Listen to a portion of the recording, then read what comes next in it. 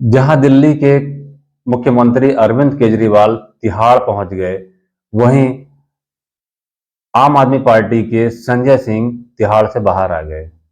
अरविंद केजरीवाल ने अभी तक अपने मुख्यमंत्री पद से इस्तीफा नहीं दिया है और वो लगातार एक जिद पर अड़े हुए हैं कि हम अपनी सरकार जेल से चलाएंगे।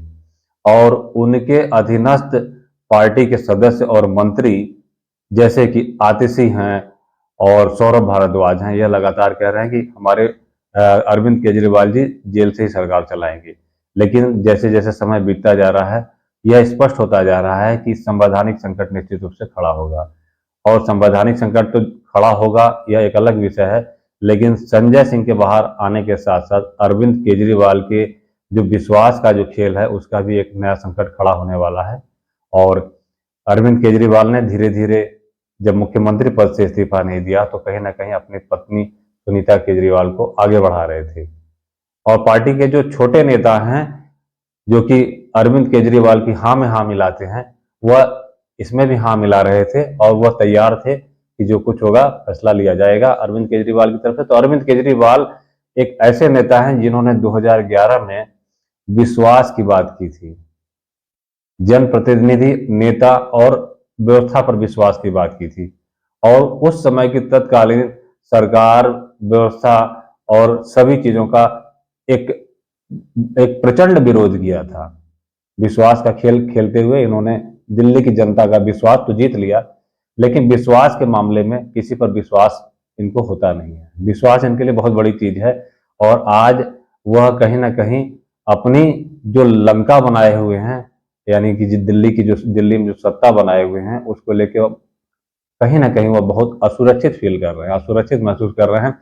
इसीलिए वह मुख्यमंत्री पद नहीं छोड़ रहे हैं। लेकिन कोर्ट में भी, सुप्रीम कोर्ट और हाई कोर्ट में भी मामला गया था, तो वापस लौट के केंद्र सरकार के पास आ गया कि केंद्र सरकार संवैधानिक संकट और व्यवस्था को देखते हुए यह फैसला केंद्र कोर्ट नहीं ले सकता है, सरकार स्वयं लेने में सक्षम है। गृह मंत्री, देश का गृह मंत्री आवश्यकता पड़ने पर संवैधानिक संकट की स्थिति में वहां की सरकार को बर्खास्त भी कर सकता है। वहां की सरकार को बर्खास्त कर वहां पर राष्ट्रपति शासन का अनुमोदन कर सकता है। बात रही संजय सिंह के जेल से बाहर आने की। संजय सिंह जेल से बाहर आ गए। संजय सिंह के जेल से बाहर आने पर ईडी ने किसी प्रकार का विरोध नहीं किया और कुछ शर्तों के साथ संजय सिंह बाहर आ गए हैं। और संजय सिंह अब, जो कि पार्टी में बराबर के नेता होते थे, और इसके पहले जब से आम आदमी पार्टी स्थापित हुई थी, अरविंद केजरीवाल ने पार्टी के अंदर अपना एक, कहते हैं कि अपनी एक मंडली, मजबूत मंडली बनाकर ऐसे सभी नेताओं को धीरे धीरे करके बाहर का रास्ता दिखा दिया था, जो उन पर या उनके किसी निर्णय पर सवाल खड़ा कर सकते थे। चाहे वह कुमार विश्वास रहे हों, योगेंद्र यादव रहे हों, प्रशांत भूषण रहे हों, या जो भी कोई रहा हो, जो पार्टी स्थापना के समय था, सभी को धीरे धीरे उन्होंने बाहर का रास्ता दिखा दिया था।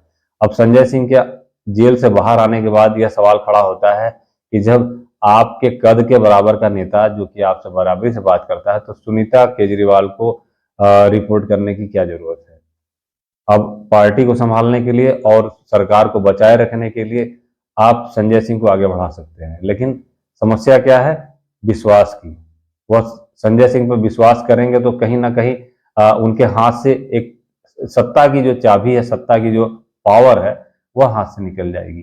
तो सबसे बड़ा जो आने वाले समय में जो ट्विस्ट आने वाला है दिल्ली की राजनीति में, और दिल्ली की ये क्योंकि पीएमएलए कानून के तहत जैसा कि केजरीवाल को तिहाड़ जाना हुआ है, अभी वहां से उनके जल्दी निकलने के चांसेस नहीं है। 6 महीने की जेल काटकर संजय सिंह बाहर आए हैं, जबकि साल भर से, 1.5 साल से ऊपर हो रहा है, मनीष सिसोदिया अभी वहीं पर हैं और उनके अभी जमानत के कोई संकेत नहीं दिख रहे हैं।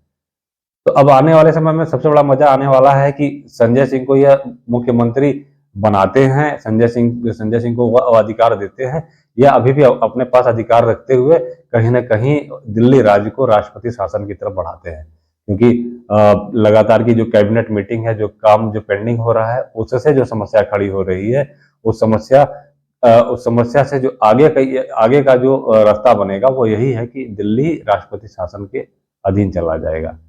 और जल्द ही 2024 के लोकसभा इलेक्शन है, बड़े बड़े वहां पर वोट पड़ने हैं, वहां पर दिल्ली की 7 लोकसभा सीटें हैं, चुनाव होने हैं, चुनाव प्रचार होने हैं, तमाम वहां की राजनीतिक सरगर्मी चल रही है। और तो ऐसी स्थिति में आम आदमी पार्टी, अगर अरविंद केजरीवाल विश्वास नहीं कर पाते हैं तो निश्चित रूप से कहीं ना कहीं पार्टी के अंदर भी यह समझ में आ जाएगा कि अरविंद केजरीवाल पार्टी को सिर्फ अपनी पार्टी बनाकर चलते हैं। यह चीज संजय सिंह की समझ में आ जाएगी। दूसरी तरफ जो पार्टी के नेता हैं, खासकर आतिशी और सौरभ भारद्वाज, ये हड़बड़ी में कुछ गड़बड़ी लगातार करते जा रहे हैं। जैसे गड़बड़ी कर रहे हैं कि आतिशी ने कहा कि उनको बीजेपी की तरफ से विश्वस्त उनके किसी व्यक्ति को संपर्क किया गया था और कहा गया था कि आतिशी या तो बीजेपी ज्वाइन कर लें या कार्रवाई के लिए तैयार है, नहीं आने वाले समय में उनको भी जेल हो जाएगी। क्योंकि आतिशी ने और अरविंद केजरीवाल ने जो कुछ बताया है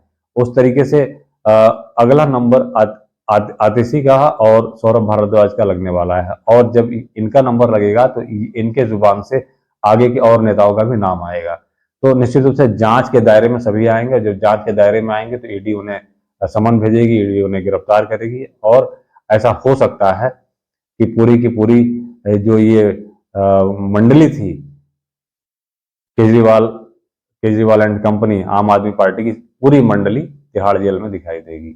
तो आने वाला समय निश्चित रूप से आम आदमी पार्टी के लिए बहुत अच्छा समय नहीं है। और यही समय बताएगा कि वो नेता जो भ्रष्टाचार विरोधी आंदोलन से जन्मा था, जिसने मुश्किल से 15 साल के अंदर भ्रष्टाचार विरोध से लेकर भ्रष्टाचार में डूबने तक की यात्रा पूरी की, और आज वो तिहाड़ जेल में है। यह भारत की राजनीति में इतना जल्दी कोई सिटिंग चीफ मिनिस्टर जेल में जाने का कोई उदाहरण अभी तक नहीं आया है। यह अरविंद केजरीवाल पहले उदाहरण है, और ये वही शख्स हैं जो मोटी मोटी फाइलें लेकर जिन नेताओं का विरोध करते थे, उन्हीं नेताओं को खड़ा कर अपने को बचाने की कोशिश कर रहे हैं।